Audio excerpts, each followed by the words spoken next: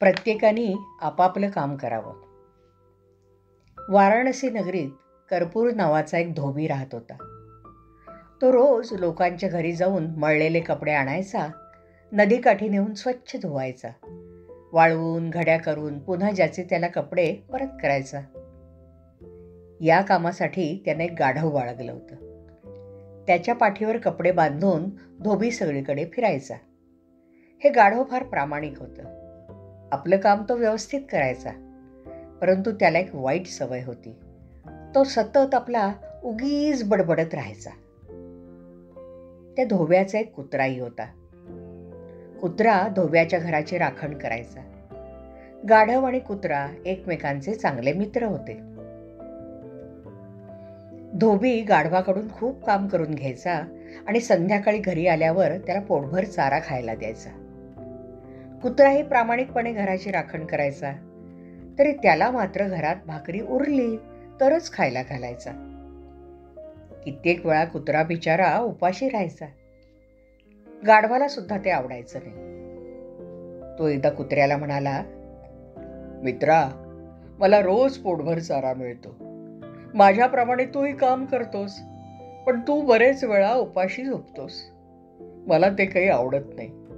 पण काय करणार, तू भाजीपाला गवत खात नाहीस, नाहीतर माझ्या चाऱ्यातला थोडा तुलाही दिला असता. कुत्रा म्हणाला, होय रे, तुला जे कळतं ते आपल्या मालकाला मात्र कळत नाही. आपण जेवल्यावर थोडी भाकरी मला टाकायला कसा विसरतो तो? मी माझं काम चोख करतो, म्हणून चोर त्याच्या घराकडे फिरकत नाहीत. पूर्वी एकदा चोर आले असताना मी भुंकून त्यांना पळवून लावलं होतं, पण मालक आता मात्र मला विसरला. म्हणजे काय घडलं तेव्हा? अरे, तू विसरलास का?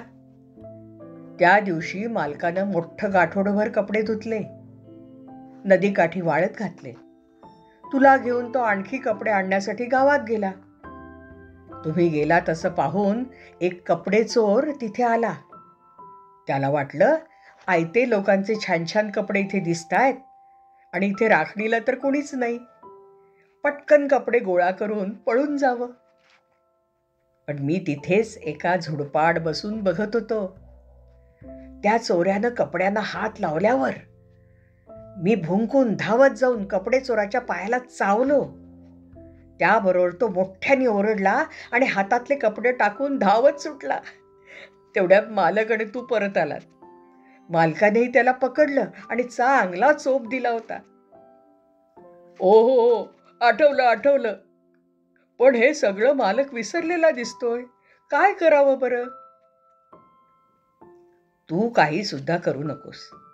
करायचं काय ते मीच बघीन. पण तुझं कारण नसताना बडबडणं बंद कर बघू.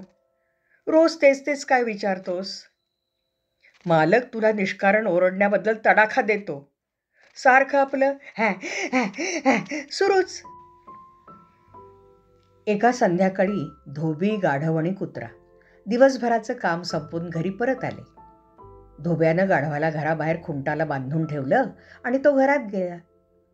कुत्रा तिथेच घराच्या पायरीवर बसून होता. रात्र झाली.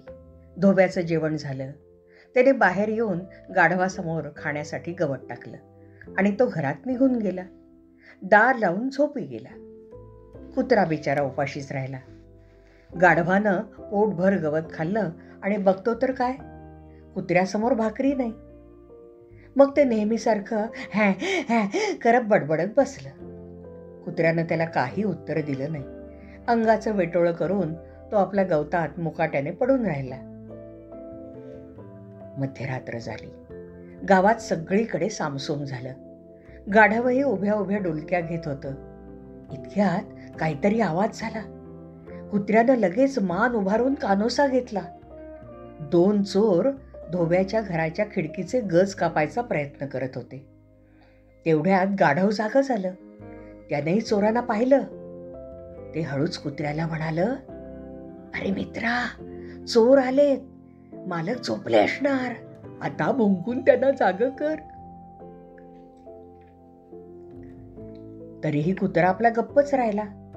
लांबून चोरांकडे बघत राहिला. गाढव पुन्हा म्हणालं, अरे मालकावर संकट आलंय, चोरीमुळे त्यांचं नुकसान होईल. कुत्रा म्हणाला, होऊ दे, म्हणजे तरी मालकाला माझं महत्व कळेल. पण मालकावर संकट आलं असताना असं वागणं योग्य नाही. तुझं कर्तव्य तू कर, भुंकून त्याला जागं कर. नाही, मालकानं माझी निगा ठेवली का? त्याने त्याचं कर्तव्य केलं का? मला खायलाही देत नाही. आणि हे बघ, तू मध्ये लुडबुडू नकोस, मी करतोय तेच योग्य आहे. पण गाढवाला ते काही पटलं नाही. ते म्हणालं, थांब, आता मीच ओरडून मालकाला जागं करतो. असं म्हणून गाढव हॅ हॅ हॅ करून भसाड्या आवाजात ओरडत राहिलं. त्याबरोबर खिडकीजवळचे चोर पळून गेले. धोब्याला जाग आली. दार उघडून तो गडबडीने बाहेर आला. बघतो तर गाढव आपला उगीच ओरडतंय आणि कुत्रा आपला स्वस्थ झोपलाय. त्याला झोपमोड झाल्याबद्दल खूप राग आला. त्याने जवळचा एक सोटा घेऊन गाढवाला चांगले 2 तडाखे दिले आणि घरात निघून गेला. कुत्रा म्हणाला, अरे गाढवा, दुसऱ्याच्या गोष्टीत नाक खुपसू नये. माझं काम तू कशाला करायला गेलास? प्रत्येकानं आपापलं काम करावं आणि गप्प बसावं. मित्रांनो, या कथेवरनं 2 बोध घ्यायचे बरं का. मालकानं सेवकाची निगा ठेवली पाहिजे आणि प्रत्येकाने आपापलं काम करावं. दुसऱ्याच्या गोष्टीत लुडबुड करू नये. आवडली कथा? मग लाईक करा, शेअर करा आणि सबस्क्राईब करा. भेटूया तर पुढच्या कथेच्या वेळी.